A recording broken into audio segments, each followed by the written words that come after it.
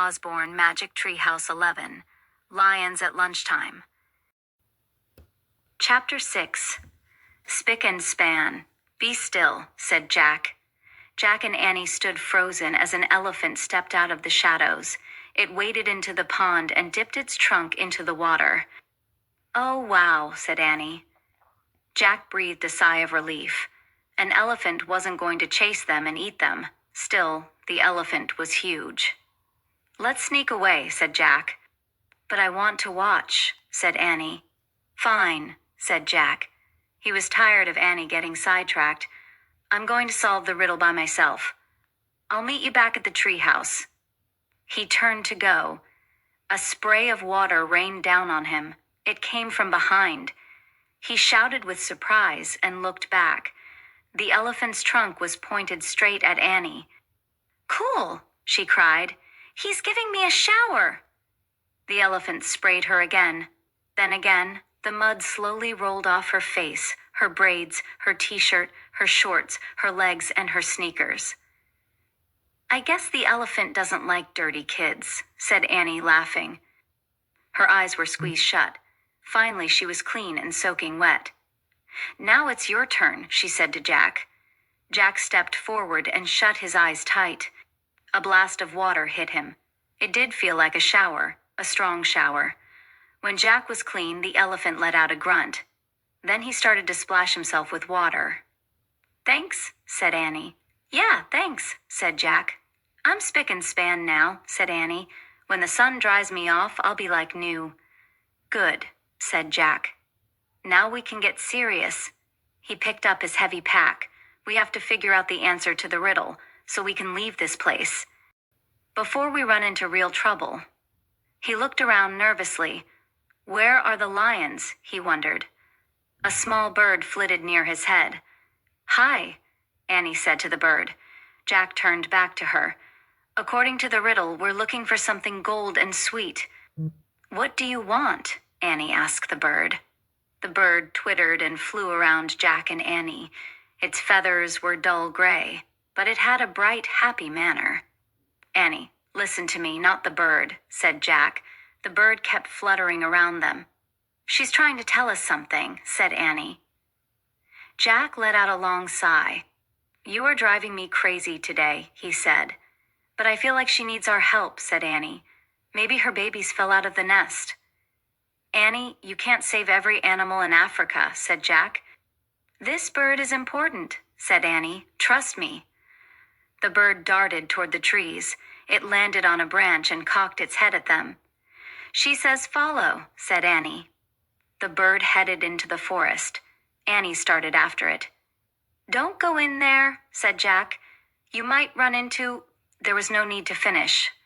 The bird and Annie had disappeared into the trees. A snake or a lion, Jack said to himself. Come on, Annie called. Jack moaned. He pulled on his pack and ran. The peanut butter jar thumped against his back. Chapter 7. Hi there. The forest was cooler than the sunny plains. It was filled with shadows and bird calls. Where are you? Jack shouted. Here, said Annie. He found her in a thick glade. Bright rays streamed between the trees. Green leaves and vines swayed in the dappled light. The little gray bird sat in a tree, twittering at them. Yuck, what's that? Said Annie. She pointed at a round brown thing hanging from a low branch. Bees buzzed around it. If that's her nest, it's a pretty weird nest, said Annie. That's not a nest, said Jack. It's a beehive. Don't you see the bees? Yikes, said Annie.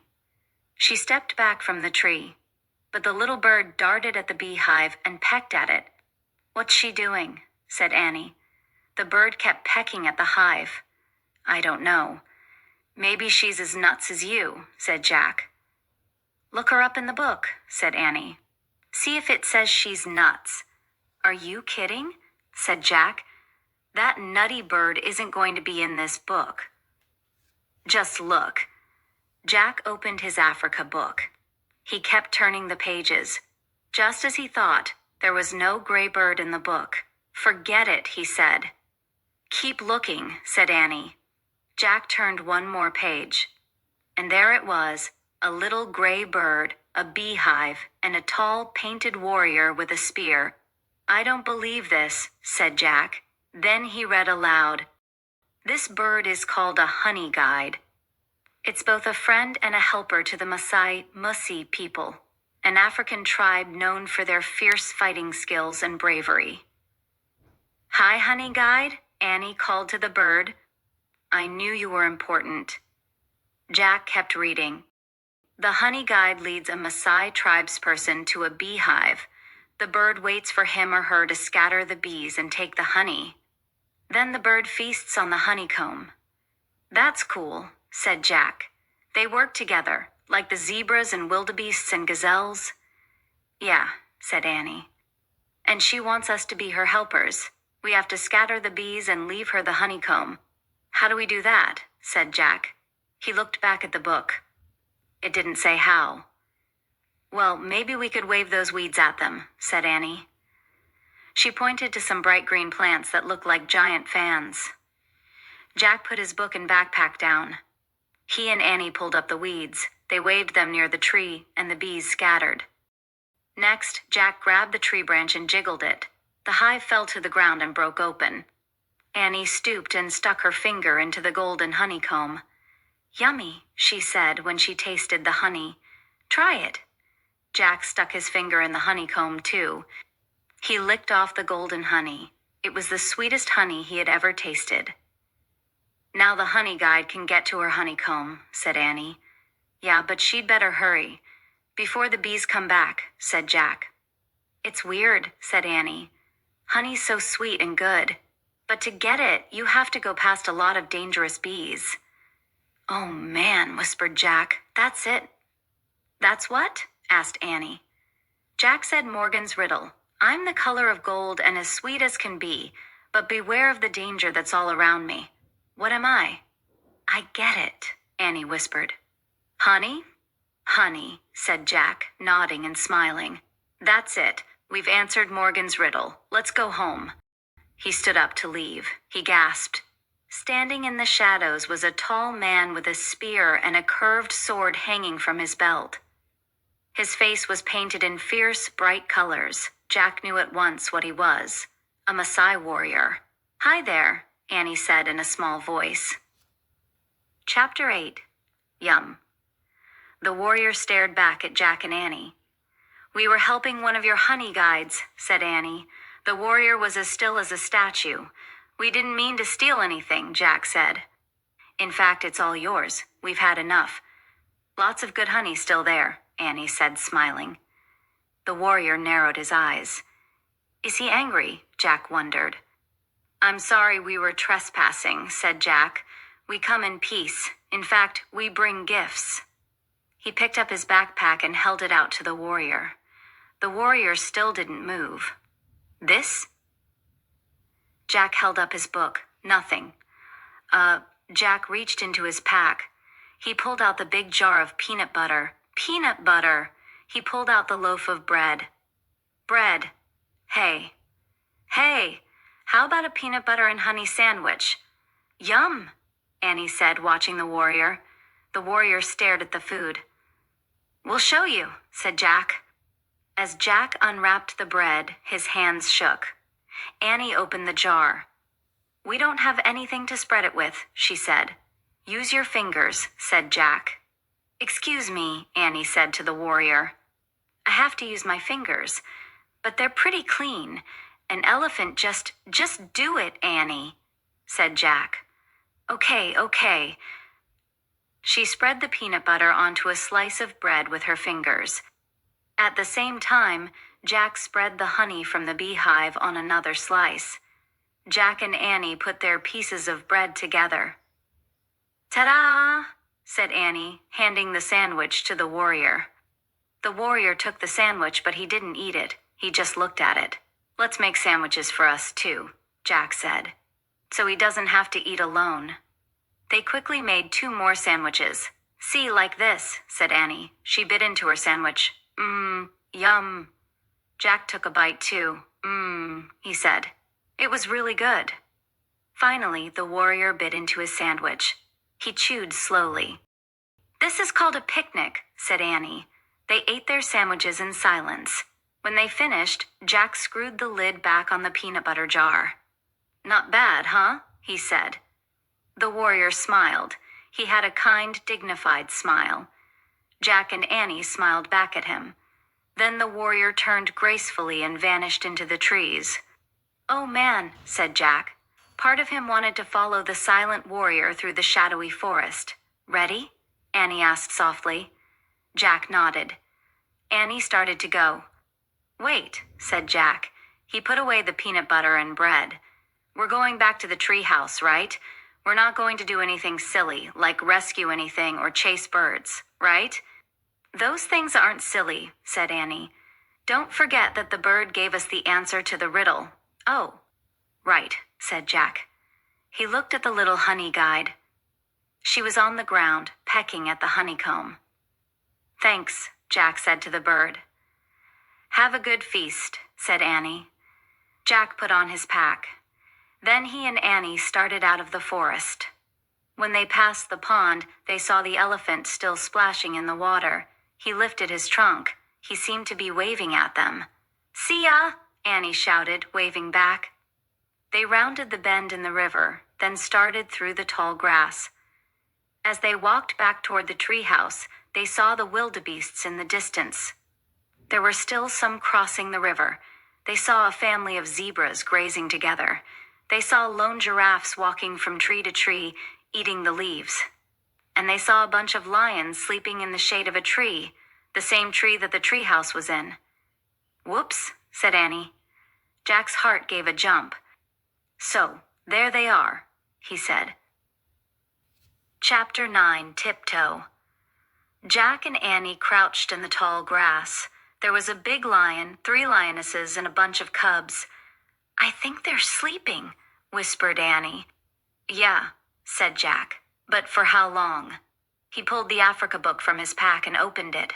He found a picture of lions sleeping under a tree. He read in a whispery voice, "After a pride of lions has eaten, they rest for a few hours." The other, "What did they have for lunch?" Annie broke in. "Don't ask," said Jack. He kept reading, sensing that the lions are not hunting at the moment. The other animals graze nearby. "If they can graze, then we're safe," said Annie. She started to stand. "Wait!" Jack pulled her down. "Not so fast." He peered around. The words in the book seemed true. The zebras and giraffes didn't seem to be bothered by the lions at all. They might be safe. "But I'm not sure about us," said Jack. "We need a plan." "What if we wait till they leave?" said Annie. "That could take hours," said Jack. "Plus they might be hungry again by then." "Oh, right," said Annie. "So here's the plan. We tiptoe," said Jack. "Tiptoe? Yeah? That's your whole plan?" said Annie. "Yeah, tiptoe to the rope ladder," said Jack, very quietly. "Good plan," Annie teased. "Just do it," said Jack. He stood up slowly. Annie stood with him. They began tiptoeing through the grass very slowly. The lion flicked his tail. Jack and Annie froze. When his tail was still again, they moved again. Suddenly, high-pitched laughter split the air. Jack and Annie stopped. The hyenas were back. They were standing off to the side, watching Jack and Annie. Jack and Annie made silent monster faces and shook their fists. But the hyenas only laughed some more. The big lion stirred lazily. He opened his golden eyes. Jack felt the hair rise on the back of his neck, but he didn't move an inch. The lion lifted his head and yawned. His giant teeth gleamed in the sunlight. The lion turned his head as he looked around sleepily. Jack held his breath as the lion's gaze rested on him. The lion sat straight up. His piercing yellow eyes met Jack's. Jack's heart raced. His mind raced. He remembered something he'd read. Lions avoid giraffes. Jack looked around. There was a giraffe walking toward the tree that the magic treehouse was in. Suddenly, he had a new plan. "Get under that giraffe," he whispered. "Now you're the one who's nuts," Annie whispered back. But Jack grabbed her hand. He pulled her over to the giraffe and underneath it. The giraffe's legs were so long, Jack and Annie could stand up under it. Jack's head barely brushed the giraffe's golden belly. The tall creature froze for a few seconds. Then she moved slowly toward the tree. Jack and Annie walked in the same rhythm as the giraffe. They got closer and closer to the treehouse, and closer to the pride of lions. The big lion had stood up. He watched them moving under the giraffe. When the rope ladder was just a few feet away, Jack and Annie dashed out from under the giraffe to the rope ladder. Annie scrambled up first. Jack followed right behind her. As they climbed, the lion growled and leaped at the ladder. The hyenas laughed. Jack climbed faster than he'd ever climbed. He leaped after Annie into the treehouse. Annie had already unrolled the scroll. The riddle was gone. In its place was one shimmering word: honey. Jack grabbed the Pennsylvania book. He opened it and found the picture of the Frog Creek woods. "I wish we could go there," he said. Just then, the giraffe stuck her head through the window. "Bye, honey," said Annie, and she kissed the giraffe on the nose.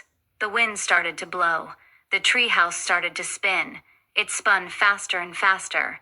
Then everything was still. Absolutely still.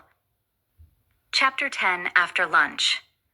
Jack opened his eyes. His heart was still racing. Hyena laughter still rang in his ears. "We made it," said Annie. "Yes," said Jack. "But it was very close." Jack took another moment to calm down. Then he pulled the Africa book out of his pack and put it with the other books. Annie put the scroll with the other 2 scrolls. "The giraffe was the true honey on that trip," she said, sweet and golden, with danger all around it. "Yep," Jack said. "And now we have just one riddle to go." "Yep," said Annie. "Ready?" "Ready." She started down the ladder. Jack followed. When they hit the ground, they walked through the sunlit woods. "It's time for lunch," said Jack. "I'm full from our picnic," said Annie. "Same here," said Jack. "What do we tell Mom?" said Annie. "We say we ate our sandwiches coming back from the store," said Jack. "What if she asks why?" said Annie. "Oh, just say we had a picnic with a Maasai warrior in Africa," said Jack. Annie laughed. "Right," she said, "because we didn't want him to be mad at us for taking his honey." "Right," said Jack. "The honey from a beehive that a honey guide led us to." "Right," said Annie. "And that happened after an elephant gave me a shower. And we scared off 2 hyenas." "Right," said Jack. "And after you fell into a mud hole because you were helping 1,000,000 wildebeests migrate across a river." "Right," said Annie. "And all that was before a giraffe saved us from a lion?" "Right," said Jack. Jack and Annie left the Frog Creek woods and started up their sunny street.